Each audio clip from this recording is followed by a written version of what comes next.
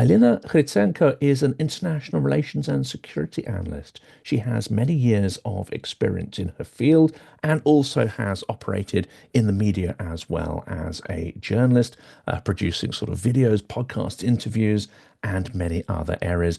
But she's moving into different areas soon. I will let her in the first questions, we'll go into a bit more detail about how her previous experience is going to be influencing her future direction in her professional life. But I'm absolutely delighted that we get to speak today on issues of international relations. And of course, we're going to discuss the US pivot, apparently trying to peel Russia away from China and why that probably is not going to be successful. Welcome to Silicon Curtain. Thank you to everybody who supports the channel. Thank you to those who are patrons or who've bought me a coffee. It's incredibly important to help keep the work of the channel going. And also today is the last day of our Jiggers Poor fundraiser. We are helping this incredible Ukrainian charity fundraise night vision drones, and these are essential pieces of equipment that help keep Ukrainian soldiers safe and help them push back against Russian aggression. Alina, welcome to the channel. Thank you very much. I'm glad to be here.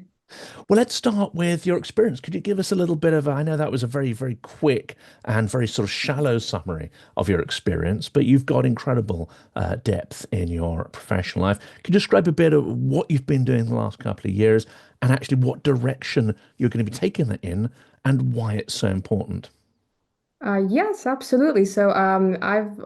I've been for the last 6 years, I've been engaged in the sphere, in the fields of international relations and security. I've been working in the civil service for a couple of years, dealing with security issues. Later on, I moved to more of analytical work, and this is what I have been doing. This is kind of my core topic and my core field where I am now developing my career. So in analytics of international relations and security.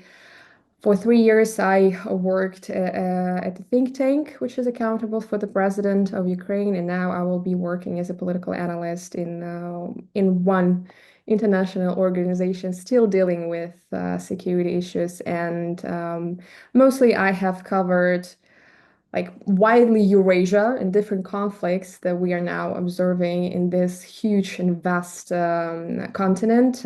Sometimes my focus changed a little bit and shifted from one part of the continent to another. So in the think tank, I mostly covered Asia, so China, one of the key topics, now mainstream, I would say, in Ukrainian analytics, especially Korean Peninsula, also one of my favorite subjects to talk about and to research on is North Korea and nuclear threats and non-proliferation issues as well.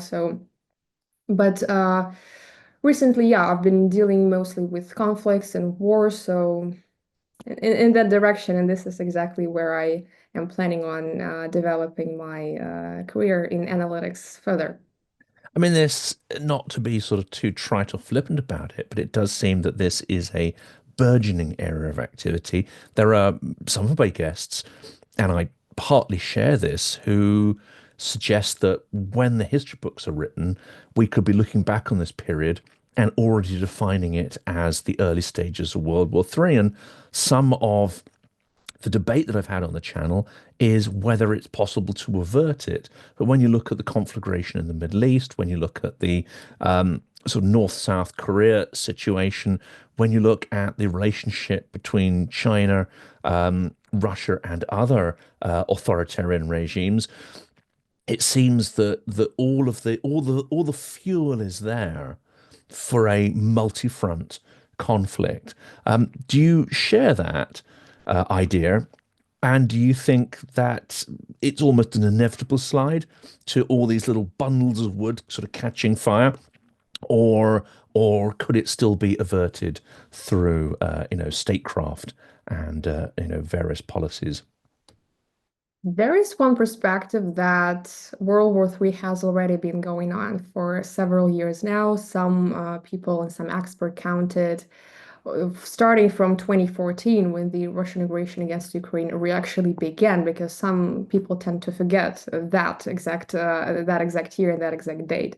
We're still on talking about 3 years of aggression, but the fact of the matter is that it has been going on for more than 10 years.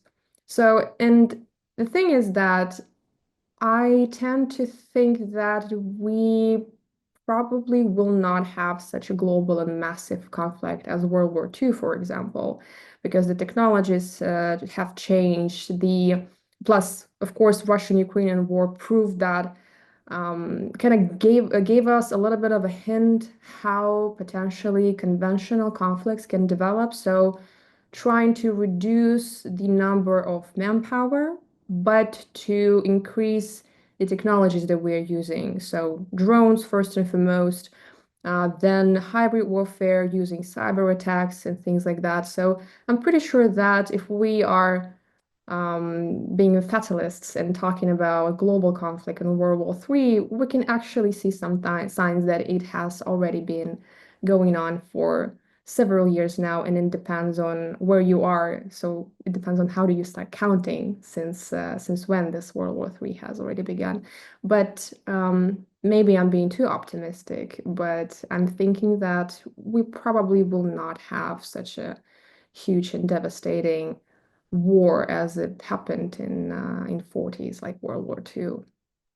And it's extraordinary, isn't it? Because let's say the evolution of drone warfare in Ukraine, um, and initially, some of the Western systems that provided, and now this is transitioning into drone warfare. We're seeing a country which is ostensibly smaller, with fewer resources, able to hold at bay what was thought to be a military superpower. Is this because of the evolution of new tactics of warfare? Or is it, if one's going to be cynical, simply because Ukrainians are extraordinarily innovative and Russians are quite the opposite, an extremely vertical, inefficient, corruption-ridden sort of military and society? Or can we see the sort of, as you say, these patterns of future warfare and the old platforms, the old expensive platforms, um, just being obsolete in the age of drone warfare. Therefore, the characteristics of this are going to be very, very different. I would say it could be a combination of factors of everything you mentioned, because first and foremost, I think what was most importantly in this particular case is that the Russians underestimated Ukrainians generally, so both in military aspect and probably in a societal aspect as well, because so we do not exactly know what has been going on and how the preparations for this war has been going on, but one of the estimations that I believe is true is that Putin was receiving false information about the situation within the Ukrainian armed forces, plus with the attitude towards Russia within the Ukrainian society. So the Russians were unprepared. They were genuinely believing that it would be possible to occupy Kyiv in 3 days. So they were preparing for a regular, conventional, I would say Spetsnaz style operation, something that they managed to do in Crimea in 2014.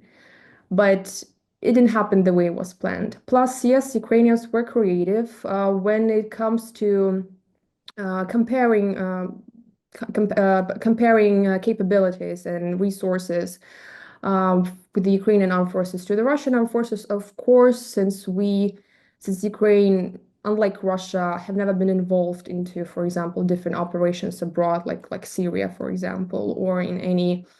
Yeah, Ukraine was engaged and is still being engaged in peacekeeping operations, like in Africa, for example, but it's of course is not enough. And Russia surely has more experience when it comes to conventional conflicts, but I think that they also were thinking that it could be possible to manage to develop this in a very much Soviet style, which also they failed to do that. Plus, they are very old school, I believe. So I'm not a military expert by no means, but I think that they were thinking in a very old school matter how to wage conventional war. And they were actually not thinking that would be that long. That it will take them not 3 days, but 3 years before we actually can start even thinking and imagining any potential peace and negotiating process. So it was both combination of factors. Since Ukrainians were lacking capabilities, of course, manpower plus everything, right? Aviation, tanks. We had to come up with different ideas how we could actually defend ourselves, and drones turn out to be one of the most beneficial instrument that we could use, because it's not a secret that Ukraine has severe problems with manpower. So drone warfare is one of the alternatives that could substitute and somehow could minimize that problem. Plus, we have been developing that sphere for many years in not just on the front lines, but in different spheres of activities in agriculture, for example. So it was just a matter of creativity, I think, how we could transfer this particular instrument from one sphere of activity to another one, from the field to the battlefield. We'll move on to China because, of course, this has extraordinary implications for Taiwan, for China's global policy, and of course, there's much speculation about that. But I think it's extraordinary what you said there because it's yes, you've got the sort of corruption and efficiency of the Russian military and system. You've got the extreme verticality, which prevents innovation. In techniques and technology really rising up and being used. There's some evidence that that's now changing, unfortunately. But what you also see here is extraordinary hubris. And this is an absolute feature, I think, of the Russian culture is the automatic assumption that your adversary is inferior. The automatic assumption that you have some unique civilizational advantage. And of course, with that kind of hubris, you tend to underestimate your enemy, which in this case has happened with Ukrainians. They've almost imbibed their own propaganda that Ukrainians are farmers and petty thieves. And I mean, we've seen the soap operas that and dramas that Russia created through the 90s and 2000s, where Ukrainians were pictured really as these kind of archetypes of sub Russians, which of course is not true. Um, but what we have also seen is, or it seems to me at least, that this assumption, this negative kind of assumption, has been somehow transmitted to Trump and his inner circle. So you have the same underestimation of Ukraine's capabilities. Do you detect that as well? Especially when they burst out in incidents like the what happened in the Oval Office. I would say it's not just underestimating Ukrainians and Ukrainian leadership. It's just a different mindset generally, right?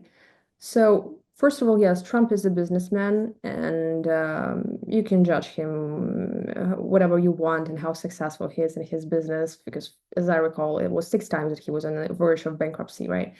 So it's absolutely different thing. But he understands, like Putin, he understands power.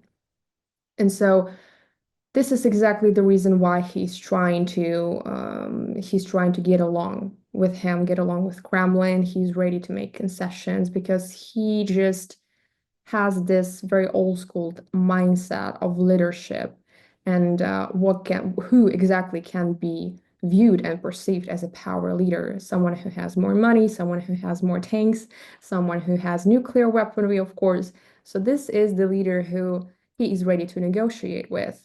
And if it takes to offer concessions, if it takes to exert some pressure on Ukraine to stop delivering military, technical aid, financial aid, intelligence, information exchange, and things, if that helps push Ukrainians to a negotiation table, then Trump is ready to do that because he's a deal maker, right? So he's very swift, and it's easy for him to do that.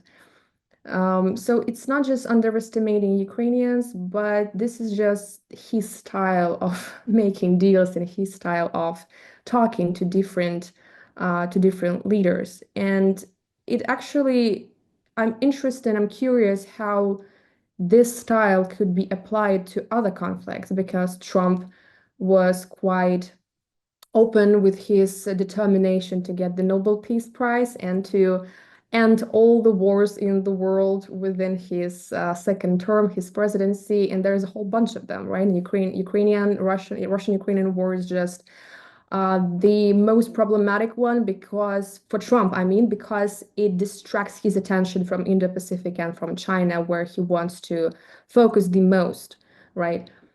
But getting back to Indo-Pacific, I'm just curious how Trump is planning on solving inter-Korean problem and North Korean nuclear threat, and how many concessions he's ready to make for Kim Jong-un in that regard.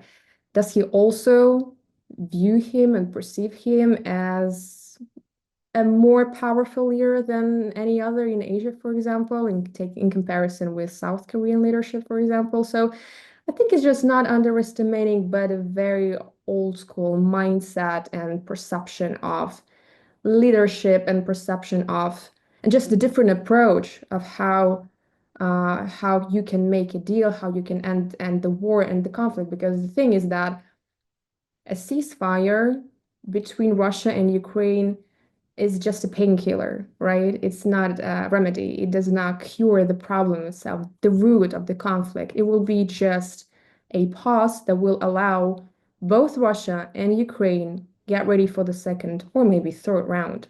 So for Trump, this will be a temporarily solution that will help him reduce his attention, reduce his forces, American forces from the European continent, to shift this focus to Indo-Pacific, where China is located, because his mission is to make America economically great again with this economic confrontation with China. And of course, NATO's eastern flank is now distracting his attention. So, but this is a temporary solution that the next president of the US will have to be dealing with again. And of course, on the optimistic side, that is just 4 short years away as we put up this daily torrent of absolute sort of chaos. Um, China, what is China's point of view here? They must be looking back on at the spectacle of what's going on, and if one is being, let's say, kind, they're looking on and hoping this will all go away. If we are perhaps being a little more cynical, they may well be looking on at this and relishing the idea that potentially Russia and the West are exhausting themselves, exhausting their resources, exhausting their patience with chaos and turmoil, to the point where China can potentially leverage that situation to increase its role, its stated ambition to become, the primary superpower, the primary global power. I think it's by 2045 is their current plan where they articulate it, although I may be wrong on the year there. They must be seeing what's going on as very much driving towards a world that they want to see and one in which they dominate. Well, the Chinese have been preparing for Trump's second term, because the problem with Trump, yes, of course, is his unpredictability. We know that, but also the scale of this unpredictability. You never know how much unpredictable he can be. Plus, he changes his opinion all the time. He makes a decision, the next day, he can take his words back.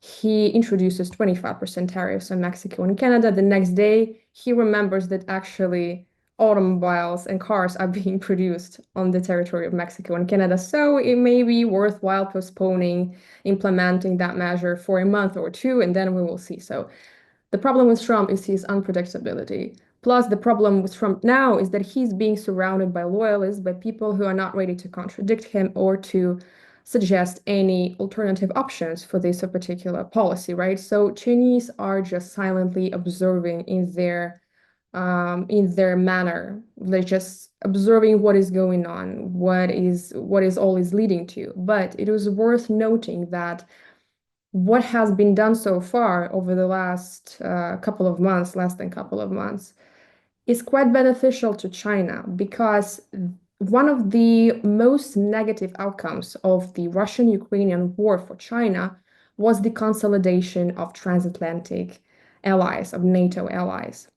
Because for China, it is way easier to operate and to try to build up the stable relations with separate European countries individually, right? So separately, rather than with the whole European Union, who is trying to follow US foreign policy strategy, especially with regards to China.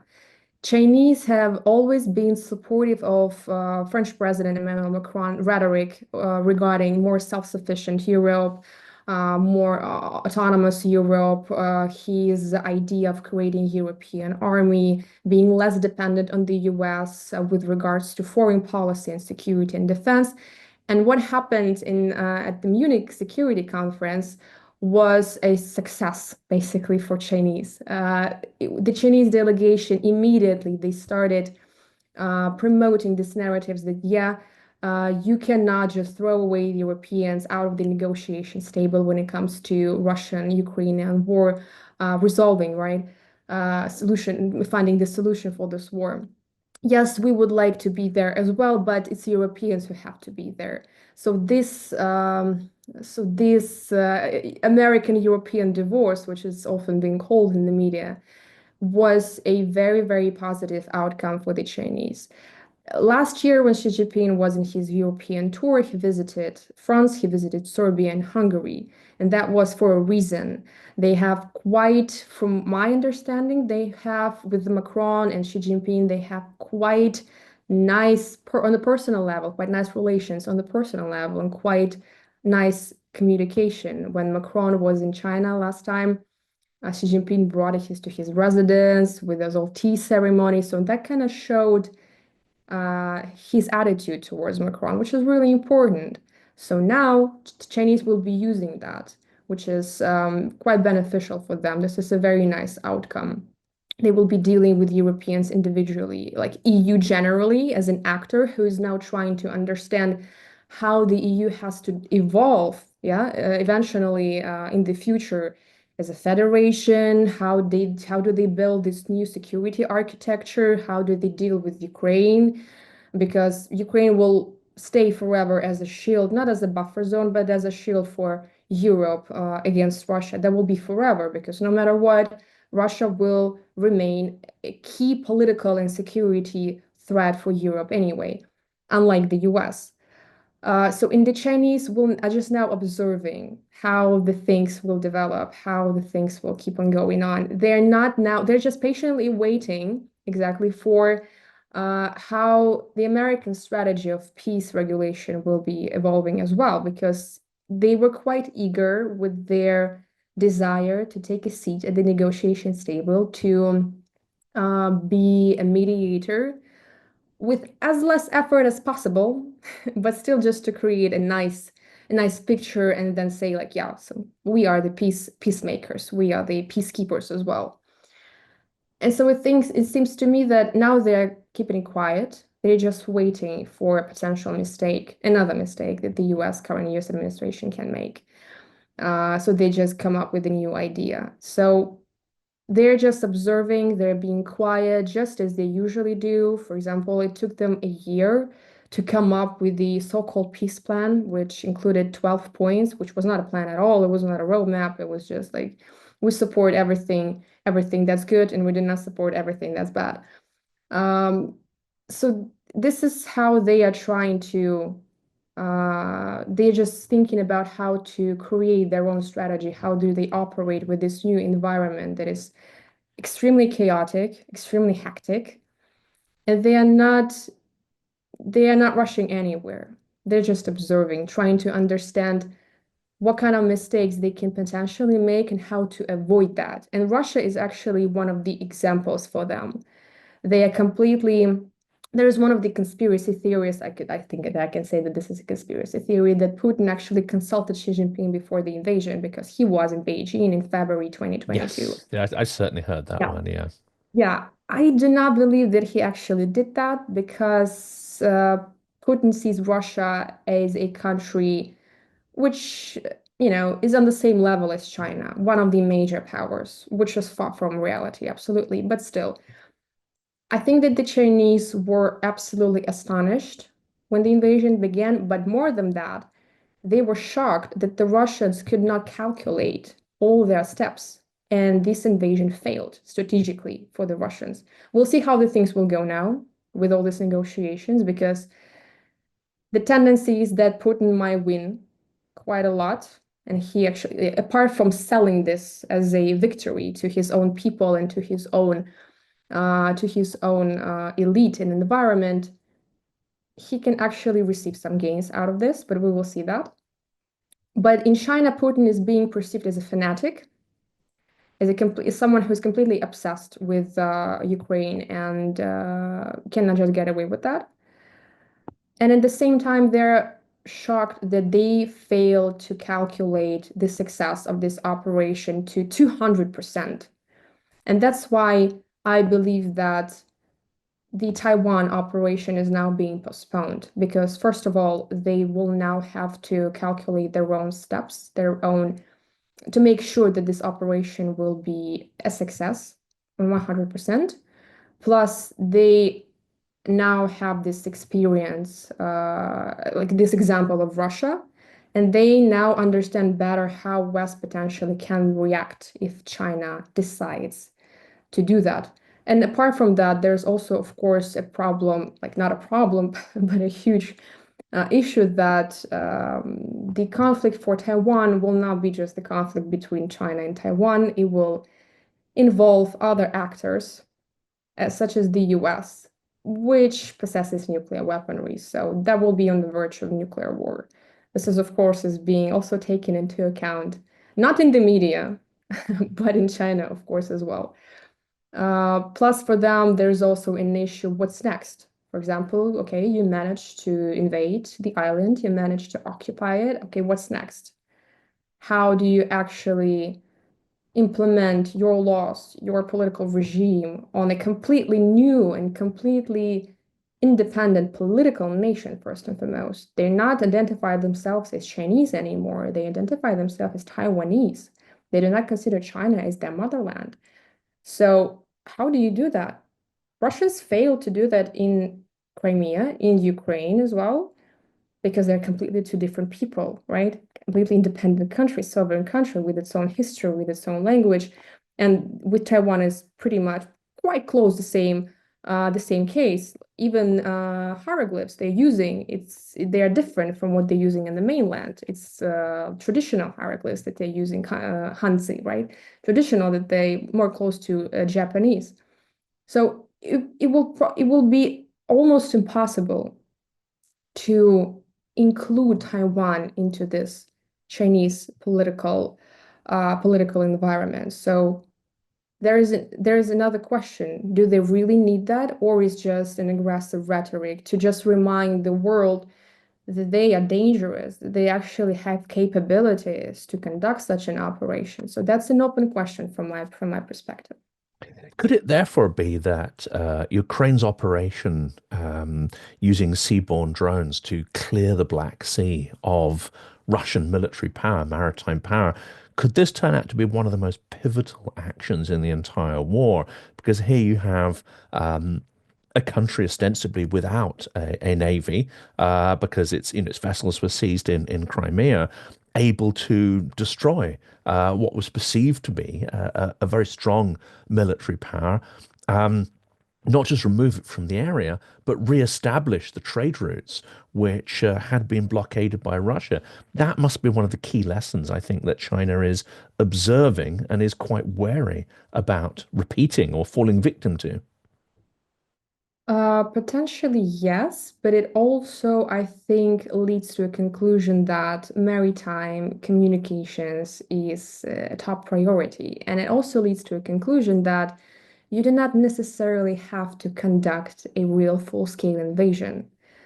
For like it's completely different. It's an island, so it might be possible for PLA to conduct such an operation and to occupy the island within 3 or 4 or 5 days, but it's not necessarily what the Chinese can do is they can just blockade the island, right? So it's even worse because they will be absolutely cut off energetic of the import of energy sources, and they will not last for, I guess, longer than half a year without it.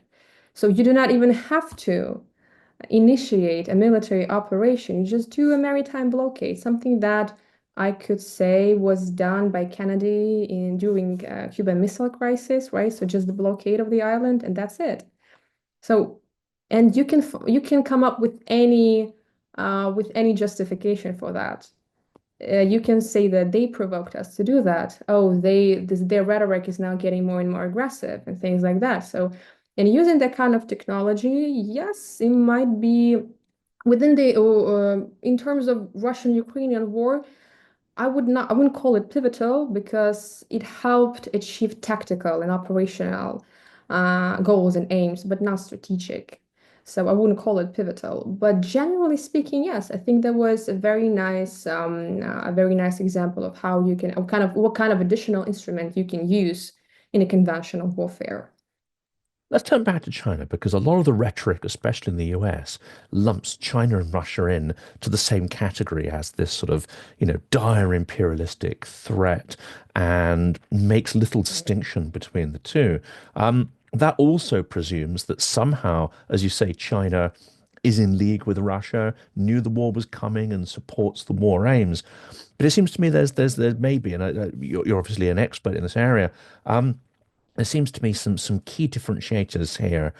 Russia is playing an old imperial divide and conquer. It seems from their rhetoric and indeed their actions and what the propagandists say, they would love to split Europe apart. They would love to destroy the institutions that hold Europe together and consign not just NATO, but the EU to the dustbin of history. That seems to be their goal, to destroy any institutional cohesion that can provide resistance to Russian aggression.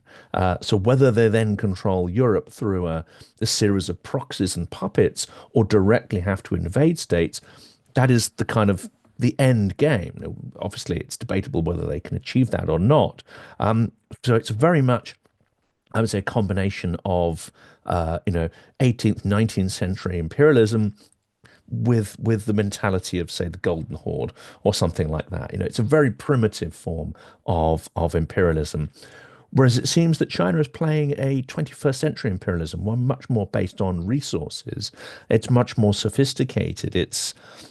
You need a sophisticated administrative society to run that kind of empire. Yet they're lumped in, and often their motivations are kind of confused. Does China want Russia to dominate the continent? Does China want the sort of huge economic disruption that Russia's actions will inevitably cause if it carries on this path? Or are there key differences? China definitely does not want Russia to dominate the continent. Matter of fact is, so Russia is now a weaker partner in that partnership. It's really important to note that this is not an alliance, and China has only one ally, which is China.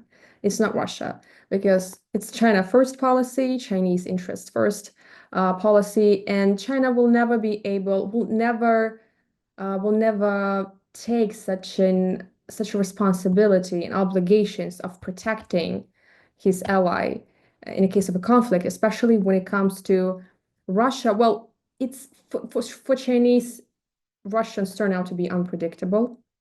Although people who study Russia and study history, they understand their objectives and they can actually forecast potentially what Russia will be in the future, what potential threats we can expect from the Russians and things like that. But from the Chinese perspective, they will never may make such a step and just confine themselves with obligations of protecting or giving security guarantees to anyone, especially Russia, because this is quite an annoying, problematic partner.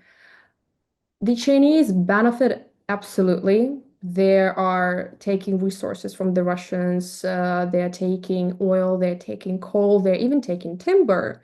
They are preserving their own forests and their own woods, but they are keep on receiving that from Russia, from Siberia as well, on a huge discount. So that's of course beneficial. Plus, there is a security issue as well. They have more than 4,000 kilometers border. So for the Chinese, there are obvious reasons why they need the Russians, why they need them to be weaker than China, because yes, both countries, so China and Russia, they do not agree with the current world order, where the US is the one and only one and only leader. They want it to be a multipolar world, and this kind of a rhetoric is especially is being viewed positively in many regions of the world in so-called global south, a term which I do not particularly like, but so in Latin America, in Asia, and Africa. But the essential understanding of how this multipolar world should look like is different in China and Russia. So the Russians want this to be a very old-fashioned, old-school division of spheres of influences, right? This is what they're still trying to do. Very old-fashioned, as you said. They see themselves as one of the major powers. Yes, so it used to be European concert back in the day. The world and the continent divided among key European empires. But it's no longer, times are different, right? It's no longer the case. But the Russians still want to be, and they believe they are one of the major powers who were offended somehow by those imperialists. With China, it's different because they see the US and China on top of this pyramid, and then other less powerful but still quite important regional countries like you name it, India or maybe Brazil. The EU is also somewhere there a little bit lower. And partially this comes from their view of the whole world, from which is historically, right? They see themselves in the center of the universe. So Zhongguo, the original name of China, the Middle Kingdom. So they see themselves in like in the center of the universe, and then all the barbarians are surrounding China. And they also feel offended after the Opium Wars, this century of humiliation. And this is the narrative that Xi Jinping came up with in 2012. He became the leader of the party, and then in 2013 he became the president, yeah, as he's being called of China. So this is a narrative that he has been pushing and promoting for more than 10 years now. Century of humiliation. So the one of the biggest and oldest civilization in the world, 5,000 years, they are unfairly now being somewhere pushed aside by a so-called democracy, which is only 200 years old. And when you're talking to the Chinese, you can sense that disappointment with the current world order. When they refer to Europe, they usually say, "Yeah, well, the British Empire, they introduced some this, and this." With French is also we learned diplomacy from them, right? They created diplomacy basically. They are the founders of it, so we learn from them. So Europe brought us some important things that we implemented and introduced into our country.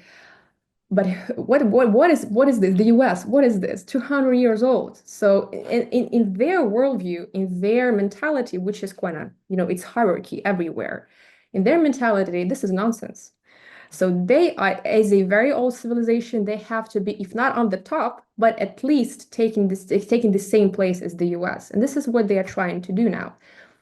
And of course, since this confrontation has been going on for several years now, I would say they started feeling insecure, and they are actually feeling insecure. The Russians have this besieged fortress syndrome, so they're being surrounded by hostile powers. This is why they're trying to create this chaos on their borders, create buffer zones, right? Gray zones around their borders. With the Chinese, it's pretty much the same thing because they still have this post-traumatic syndrome from Opium Wars. And they started feeling even more insecure with Obama's pivot to Asia. And since the American presence and influence in Indo-Pacific has been growing on and on and on, they're now, of course, they're treating the U.S. as the major threat and to their to Chinese dominance in the continent. That's why they're so anxious and furious about the global NATO concept, which the former Secretary General Jens Stoltenberg was trying to develop. So it was 2022 when IP4 was created, IP4 Indo-Pacific Force, so South Korea, Japan, Australia, and New Zealand. Stoltenberg went to Japan and to South Korea, and the Chinese were absolutely furious about it because you are intruding again into our sphere of interest. So they are being completely anxious about it. But at the same time, they are understanding that times are different now. Plus, it's the globalization that helped a lot. And they are the biggest beneficiaries of globalization and global trade, of course. So they are now facing several problems in their economy, which is a little bit difficult to estimate because most of the documents are censored and closed, of course, so it's kind of difficult to understand how bad the problems are. But you can see that just from their rhetoric, they're now ready to open the market a little bit more for Europeans, first and foremost.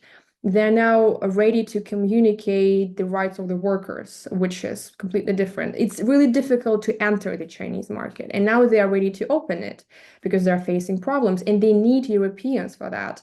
That's why this communication has been going on with France, with Germany, and it will be continuing. Britain as well. Curiously, Starmer has made some, strong approaches to China, as which he's been criticized for.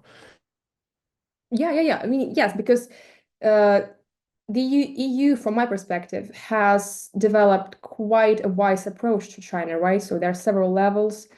So yes, we are competitors. In some spheres, we are partners because still we cannot deny that China is one of the major powers whose voice is important and values and is being valued a lot because there are issues that cannot be dealt with without China, like climate change, drug traffic, terrorism, and things like that. It's just a completely different mentality that we sometimes do not understand. Communication is key once again. So with the Chinese, yeah, they're still trying to, it's easier for them now to communicate with separate European countries, with the EU generally, as in one of these center powers. But with the EU, it's complicated because they're still now trying to understand how to evolve, how to develop. How do we deal with problematic leaders like Fico or Orban, for example? And now with they're facing problems with the communication with the US administration. And with separate countries, with individual countries, the most powerful one in Europe, like France or Britain or Germany, for example, is easier for them. And they will be developing the strategy further, just in quite slow pace. They are not in rush anywhere. And Xi Jinping is not. Because Xi Jinping, he's now he's now doing his third term, and we can predict that he's not going anywhere. He will be still in power for a decade or as long as his health will allow him. That's interesting, isn't it? Because Putin is clearly in a rush against several things. He's in a rush against time because his age is already beyond the average life expectancy of a Russian male, and he clearly doesn't look particularly well. He's in a rush because his economy is collapsing and he wants to achieve some form of victory in his goals before then. Trump is in a rush because temperamentally, he just doesn't have the patience for the slow pace of sort of strategic change. So that's absolutely fascinating. The last area then kind of relates to that because if China is on this sort of slow path to dominance and they're steadily working towards what has been announced, it's a very public plan, as you say, to become, the number one power in the world in various indices. You've now got the Trump administration with this supposed strategic masterstroke to draw Russia away from China and actually have an alliance with Russia against China. That seems to me on every level to be nonsensical, but I'm not an expert. What's your view on that particular strategy? Is it doomed to fail? I would say rather yes than no. First of all, times are different. Back at the time when Nixon and Kissinger managed to conduct this, one of the Nixon shocks, right, in 1972, it was just perfect timing because back at the time, two countries, Russia and China, were going through what is called Sino-China, Sino-Soviet split. I'm sorry, Sino-Soviet split, right? So they were on the verge of war, and from what I have read, the USSR was ready to turn to nuclear weaponry to deal with the problem, which is China. They were having territorial disputes, which is not the case anymore. All the territorial disputes are now being solved, although there is some historical resentment from China because they still remember perfectly well. They're not just offended by the European empires or by the US. They also were offended by the Russian Empire who took quite significant. Vladivostok, there's huge chunks of Of territory that course. were Yes, the Chinese. Yeah. territory. There were several unfair treaties signed. And of course, they do remember that. And within the society, there are some circles who still remember that and who are making jokes about it, like, yes, let's take that back, those territories and stuff. But it's on the level of joking, of course, one might say. But there are no territorial disputes. There are no significant threats coming from Russia to China, towards China or backwards. Plus, the Chinese are this whole situation with sanctions, with diplomatic isolation on Russia is very beneficial for China because plus the complementary of their economies is also very important. Chinese have been buying Russian weaponry and different items for many years and developing their own defense industry based on that, based on old Soviet samples and Russian samples. So it's also a very important moment to be mentioned here. They they do not share similar ideology, but the essential of their like the concept Putin last summer, as I recall, when he was making this 1 hour and a half speech at the MFA, the Ministry of Foreign Affairs of Russia, when he came up with this ultimatum and blackmail towards Ukraine with regards to how he wants this war to end, he also mentioned that we have no problems with the Europeans. We want to communicate with the Europeans. We want to work with them. We share the same continent because for the Russians, it would be important to keep this, for example, energy resources import, which is from my perspective, probably will not be the case in the nearest future. And the Europeans learned their lessons. With the Chinese, it's the same thing. But what they do not like is the US as the top leader of the world. What they do not like is that it's the US who is now making the rules how to operate in the global financial system. That's why they create such I would say clubs as BRICS, for example, because BRICS is not an alliance. It's not a political military alliance, and it will never be from my perspective. It's just a club of countries who share the same ideas, who share the same interests, who understand, who share the same dissatisfaction, but they still do not know what can be done potentially with this dissatisfaction, how they can change the world for their own benefit. And most importantly, why this reversed Nixon strategy might not work is because of the essence of American-Russia relations. It will forever remain antagonistic. Putin is now playing cards. We all love cards, right? Putin is now playing cards and he's now trying to win some tactical gains. But the essence and the attitude towards the US in Moscow will forever remain adversary, will forever remain antagonistic.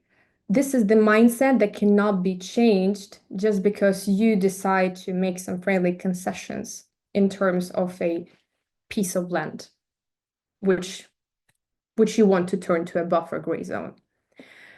And for the Russians, they also learned their lessons. They also now understand that when there is a more powerful player who can extort some pressure, who can use some powerful instruments to show that no, you cannot make deals that way. You cannot invade a foreign sovereign country. For the Russians, they would better stay with someone like China who never blackmails you, who never intervenes into your internal, your own issues. Like, oh, yeah, we will be ready to invest into your country if you conduct anti-corruption policy, or if you do some reforms, or if you try to liberalize your economy, or if you change your political regime or things like that. This is how it's done in autocratic regimes, right? So mutual benefits. And plus, it is also a problem not only for, I think that for the whole world now, is the understanding that the policy changes with the new president. So how stable can this partnership be? How long-standing and long-lasting can this partnership be? So people are having doubts. And with the Russians, it's quite the same thing. They learned the lessons. And they, plus now with Chinese, once again, I think that it's also quite difficult to reverse these economic developments that we have been observing over the last not just 3 years, but starting with 2014, because this is when Moscow decided to shift their focus of their economy from west to east. And now Moscow is so much dependent on China, it is really difficult to reverse this process. And this dependency will be growing more and more. And so that's also one of the reasons why it will be difficult to conduct this, to implement this strategy and to just take Russia away from China. It's of course it is more difficult just because US and Russia are now on different continents as well. China and Russia share the same border. They are both in many different multilateral organizations like Shanghai Security Organization, BRICS, of course, as well. They now do not even have problems with dividing spheres of influence. For example, in Central Asia, which is used to be traditionally perceived as like purely Russian sphere of interest, things are now changing because yes, sanctions may not have caused such huge damage to the Russian economy as it was originally planned, but politically, geopolitically, in terms of defense and security, Russian influence has been going down and down, has been reducing for years now for example, in Azerbaijan and Armenia as well. And the same processes we're now observing in Central Asia. And Central Asia is now turning into a political battlefield of many extra-regional actors who want to communicate with this region. It's not just China, it's Japan, it's Korea, it's Saudi Arabia, it's Turkey, of course, who now want to operate in that region. And China is yet the most powerful player on that field. And the Russians seem to have accepted such rules of this game. So there is no even like collapse of spheres of interest no longer. And for that reason, I would say this honeymoon or this rapprochement between the US and Russia is temporary and more tactical. As long as Putin sees benefits, he will keep on communicating with Trump because well, I mean, he's still a former spy, right? So one can judge how good of a spy he was, but still, he went through some sort of training, so he understands people's psychology, and I'm pretty sure he understands what kind of a person, or like on a personal level, Trump is, and he knows how to communicate with him. So now he's just trying to make the best out of it, the most out of it, out of this second Trump's administration. But still, it is quite tactical, and even when Putin steps down, when we meet his successor, even if the regime becomes more liberal and more democratic, which is a big problem for China. That's why they are trying to keep Russia on leash, so to speak. Because this idea of Russia becoming democratic and liberal and more open to the West, more open to Europe, with all this rhetoric about Europe from Lisbon to Vladivostok, that will be a collapse for China. That would be a huge problem. They do not want that for sure. Even if the regime becomes slightly democratic, for example, in Russia, the elite decides that, okay, we've had enough. We now want our villas back. We want our accounts back. We want our children go have vacation on Côte d'Azur and things like that.